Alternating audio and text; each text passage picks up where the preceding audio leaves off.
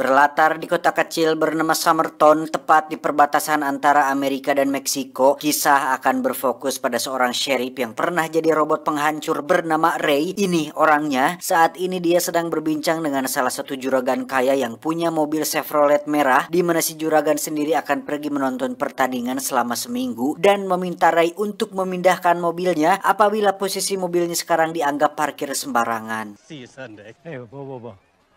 What about your car? Be careful with her.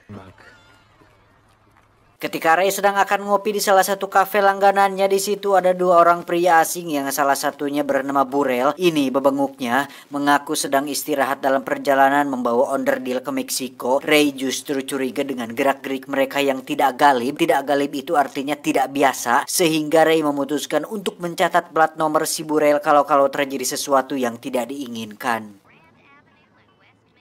Beralih ke anak buah Ray, ada Mike dan sheriff muda bernama Jerry. Juga ada satu warga sipil yang suka sekali melakukan berbagai aksi ekstrim, yakni Johnny Knoxville, tapi di sini dia dipanggil dengan nama Lewis. Ini bebangusnya. Mereka bertiga sedang iseng mencoba pistol baru milik Lewis. Sampai Ray datang, mereka pun langsung berhenti karena Ray ini termasuk atasan sekaligus sheriff yang cukup disegani di kota kecil tersebut. Sementara itu, Burrell yang mengaku akan pergi ke Meksiko pun nyatanya justru singgah di salah satu tanah milik seorang petani, yang di situ sudah ada banyak sekali pria yang merupakan anak buah si Burrell, dan salah satu anak buahnya mengatakan bahwa si petani yang punya tanah ini melarang mereka untuk berkerumun dan beraktivitas di sana. Burrell pun menemui si abah petani yang punya tanah ini dengan mengatakan bahwa perusahaannya akan membeli tanah ini dengan harga yang cukup mahal. Tetapi si abah yang berani dan agak sedikit polontong pun langsung menembakkan senapannya, yang hal itu membuat Burrell emosi dan menyuruh anak buahnya untuk membunuh si abah.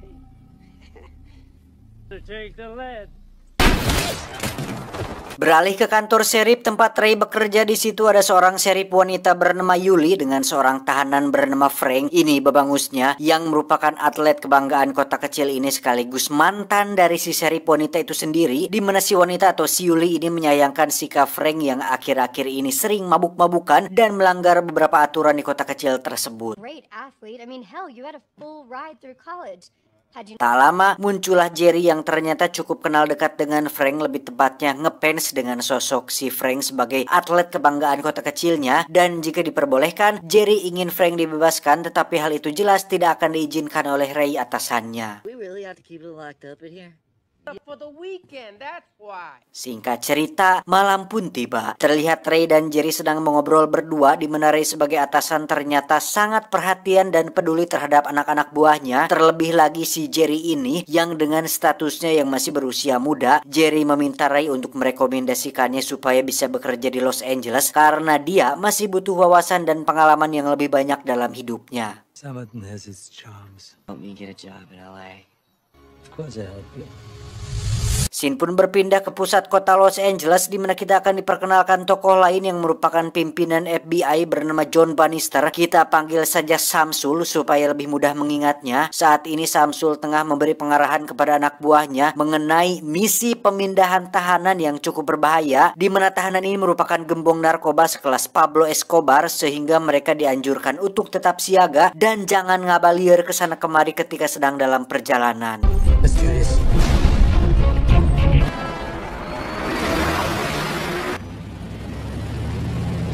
Dan benar saja, apa yang dikhawatirkan oleh Samsul ternyata kejadian. Baru beberapa kilometer dari penjara, mereka langsung dikejutkan dengan sebuah magnet besar yang mengangkat mobil yang ditumpangi oleh si tahanan, di mana si petugas yang menjaga di dalam pun harus tewas oleh keberingasan si tahanan tersebut.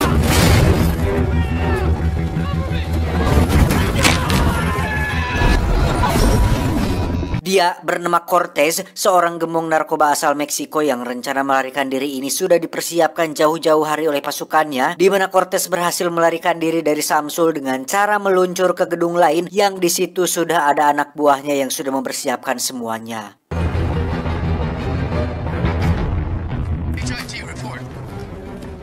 We got 2 agents. Dua agen FBI yang merupakan anak buah Samsul pun berhasil melacak pelariannya, yang di situ salah satu agen pun sengaja ditabrak hingga dia ngejeng jehe, sempat meminta tolong untuk jangan membunuh si agen wanita. Si agen pria pun ditembak dengan cara yang sangat sadis, sedangkan si agen wanita dibawa untuk dijadikan sandera. Beberapa jam setelah pelarian Cortez, Samsul dan anak buah pun langsung melacak CCTV yang memperlihatkan Cortez menggunakan sebuah mobil sport yang ketika ditelaah lebih dekat, mobil tersebut merupakan mobil merek Corvette ZR1, sebuah mobil khusus untuk pameran yang tenaganya sendiri sebesar 1000 tenaga kuda yang pastinya sangat-sangat cepat sekali. Something around, 700 horsepower, but this is upwards of... This is the car we're looking for right here.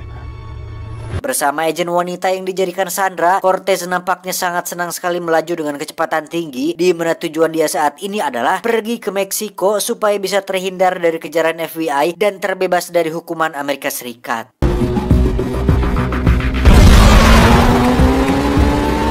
Tak lama Samsul pun mendapat telepon dari Cortez yang memintanya untuk menyuruh semua polisi mundur dari jalanan, karena jika tidak maka Cortez akan langsung membunuh si agen wanita tersebut saat itu juga.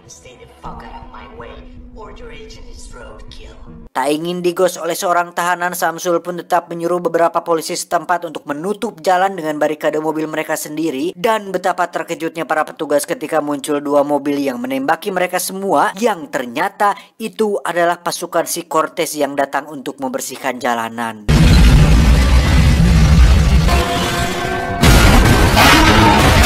Masih ada helikopter yang terus mengikutinya. Cortez pun langsung mematikan lampu mobil dan mengerem secara mendadak, di mana kondisi yang gelap membuat para petugas tersebut kebingungan, ditambah dengan teknologi night vision yang ada pada mobil itu membuat Cortez menjadi leluasa bergerak dan berhasil lolos dari kejaran helikopter tersebut.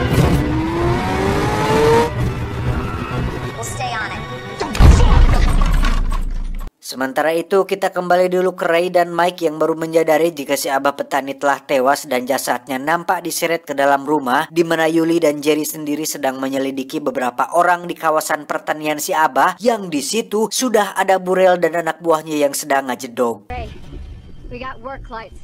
Something big is going on. Ketika Yuli sedang melaporkan hal itu kepada Ray, para penjahat itu pun menembak Jerry hingga terkapar, disusul dengan tembakan lain yang membuat si Yuli terdesak dan melindungi diri di balik mobil. Ketika satu penjahat akan membunuh Jerry, tiba-tiba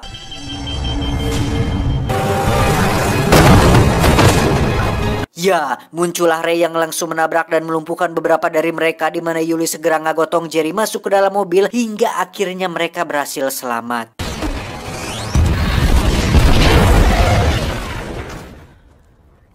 Ketika Ray terus menancap gas untuk bisa sampai di rumah sakit, nyawa Jerry pun tak tertolong lagi akibat luka tembak yang sangat parah, di mana Ray sebagai atasan sekaligus ayah bagi Jerry pun merasa sangat amat terpukul dengan kejadian ini, mengingat usia Jerry masih sangat muda dan memiliki masa depan yang masih panjang.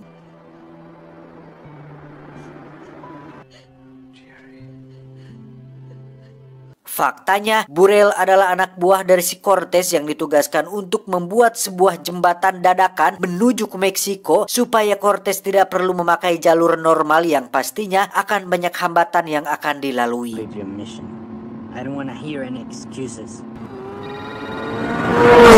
Ray pun segera menghubungi pihak FBI yang memiliki wewenang, yakni Samsul, di mana Ray cukup dibuat terkejut ketika mengetahui bahwa orang yang sedang dihadapinya saat ini adalah anak buah dari Cortez yang merupakan salah satu buronan paling berbahaya di dunia. A mobile assault bridge across that canyon. Oh, really? You think so? Mendengar informasi tersebut, Samsul segera menghubungi Kapten tim SWAT untuk tetap siaga dan jaga terus pergerakan si Cortez, yang tak lama kemudian muncullah Cortez dengan mobil super cepatnya melewati mereka, mengerem dadakan sampai membuat mobil mereka terguling.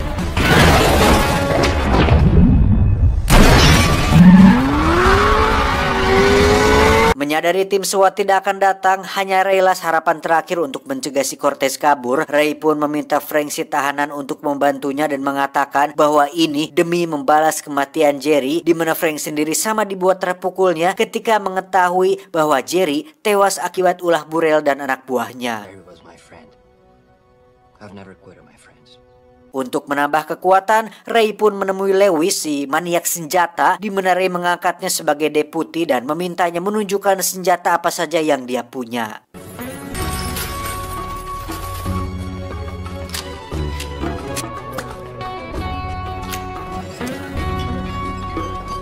Setelah persiapan selesai, Ray dan kawan-kawan pun langsung pergi ke jalan utama untuk membuat barikade jalan, sempat meminta beberapa warga sipil untuk mengevakuasi diri. Beliau-beliau ini nampaknya tidak takut dengan aksi baku tembak yang sebentar lagi akan terjadi dan memilih tetap di sana sampai sarapan mereka selesai. Do I look like I'm afraid of death?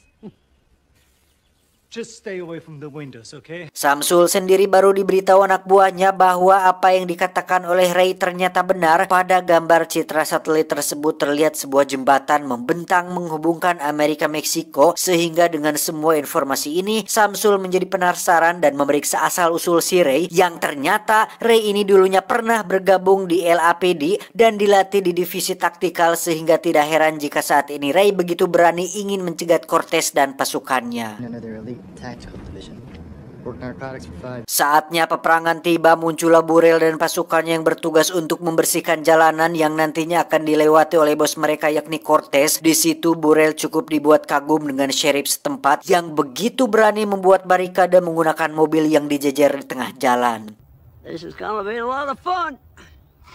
Tak ingin membuang waktu, Burrell pun menyuruh anak buahnya untuk melepaskan roket launcher, sehingga membuat Mike yang berada di balik mobil hampir saja tewas terkena ledakan. Dianggap sudah tewas, Mike dengan santainya mengambil topi koboi miliknya kemudian menembaki pasukan si Burrell, meski pada akhirnya dia harus tertembak dan ngajongkeng di tengah jalan.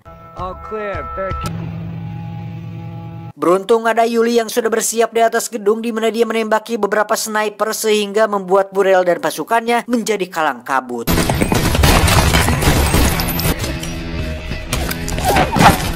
Tak cukup sampai situ, muncullah Frank dengan bus sekolah yang datang untuk membantu. Sempat dihampiri oleh satu penjahat yang meloncat ke busnya. Frank pun berhasil menembak penjahat tersebut, kemudian membelokkan bus sekolahnya. Dan tiba-tiba, the hell is that? ya, Ray dengan minigun milik Lewis pun langsung membabi buta dengan menembaki pasukan si Burrell sampai tak berdaya. Dan ketika ada yang menembakinya dari sisi lain, Ray pun turun dari bus dan segera melompat mendobrak masuk pintu kafe langganannya. How are you, Sheriff? Old. Ketika ditanya apakah Ray baik-baik saja, Ray pun menjawab bahwa dirinya sudah terlalu tua untuk melakukan hal-hal seperti ini, apalagi jika harus bergabung dengan Expendables. Ray pun segera naik ke atap gedung yang di situ sudah ada satu penjahat yang menembaki dia tadi dan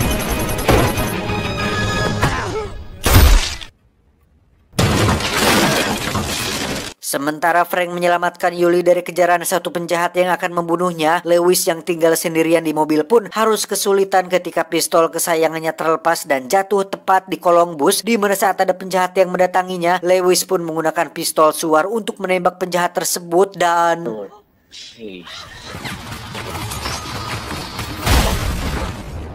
ketika Lewis akan menyelamatkan Mike yang tergeletak di jalan, Lewis pun harus ikut terluka juga dengan tembakan yang melukai bahunya, sehingga kini tinggal Ray dan Burrell yang tersisa di sana. Saat Burrell berencana kabur menggunakan bus sekolah, saat itulah Ray masuk ke kolong bus dan menemukan pistol milik Lewis yang sempat jatuh tadi, sehingga dengan pistol tersebut Ray berhasil melukai telinga Burrell dan segera naik ke atas untuk membunuhnya.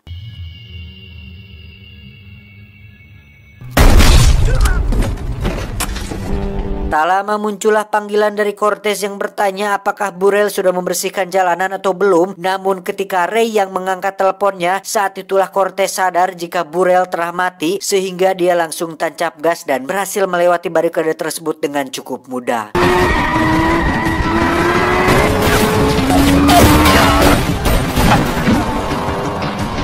Saat itulah kita akan tahu jika si agen FBI wanita ini ternyata bukan Sandra, melainkan mata-mata si Cortez yang dijadikan orang dalam seperti yang dicurigai oleh Samsul, di mana Cortez melemparkan dia dari mobil karena tidak ingin jadi beban dalam perjalanannya kembali ke Meksiko.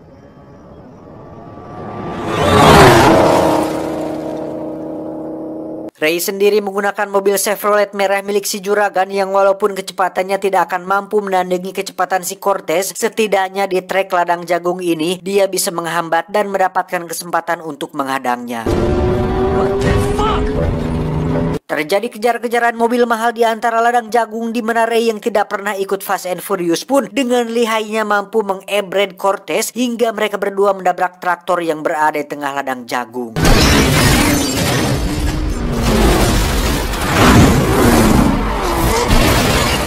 Cortez pun turun dari mobilnya dan segera lari ke arah jembatan untuk kabur dari Amerika. Namun betapa terkejutnya dia saat Ray sudah ngajanteng di sana dengan wajah Terminatornya. Tak ingin membuang waktu dan tenaga, Cortez pun menghubungi bankir pribadinya dan meminta Ray menyebutkan berapa harganya agar supaya dia mau membiarkan Cortez lewat. Namun Ray justru mengeluarkan borgolnya, melemparkannya ke hadapan Cortez, memintanya untuk memborgol tangannya sendiri, atau jika tidak maka Ray akan melakukannya sendiri.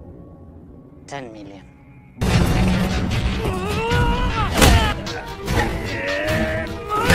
Mereka berdua pun melakukan pertarungan terakhir di mana Cortez sempat meremehkan Ray karena usianya yang sudah tua. Namun kekuatan dan otot Ray ternyata masih sama seperti saat dia masih menjadi komando. Bahkan ketika Cortez menggunakan shuriken untuk melukai pahanya, Ray nampak seperti tidak kesakitan dan justru membalas luka tersebut yang membuat Cortez tidak walakaya.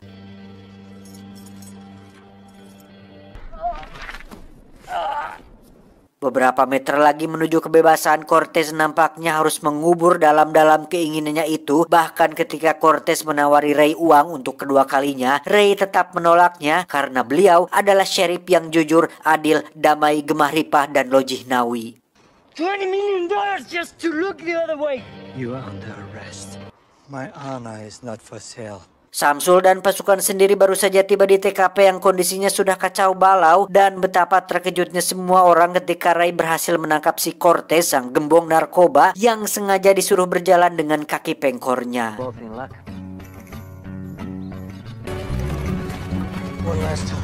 Setelah Cortez diserahkan kepada pihak FBI dan si agen wanita juga sudah ditetapkan sebagai tersangka karena telah membantu seorang buronan, Samsul pun menyampaikan rasa kagum sekaligus terima kasih sebanyak-banyaknya kepada Ray yang telah membantu FBI untuk menangkap sang buronan paling dicari. Impressive. Ketika Frank akan mengembalikan lencana deputinya, Ray pun menyuruh Frank untuk menyimpannya karena selain dia layak menerima itu, mendiang Jerry juga pasti akan bahagia saat mengetahui idolanya menjadi penegak hukum di kota kecil ini. Jerry would want you to have it. Thanks. Terakhir, muncullah si juragan yang terkejut saat mengetahui mobil Chevrolet mahalnya yang diparkir kini sudah dalam kondisi tidak parugu, di mana Ray dengan watodosnya menjawab, makanya lain kali jangan parkir mobil sembarangan. Tamat, ending yang cukup membagongkan. Pesan yang bisa kita ambil dari film ini, kita bisa melihat sosok Ray yang seorang aparat, bahwa ketika rasa tanggung jawab yang membara akhirnya mengalir melalui pembuluh darah seorang aparat, hal itu bisa mengubah kata aparat menjadi lambang harapan, kebenaran, integritas, martabat, dan moralitas. Itu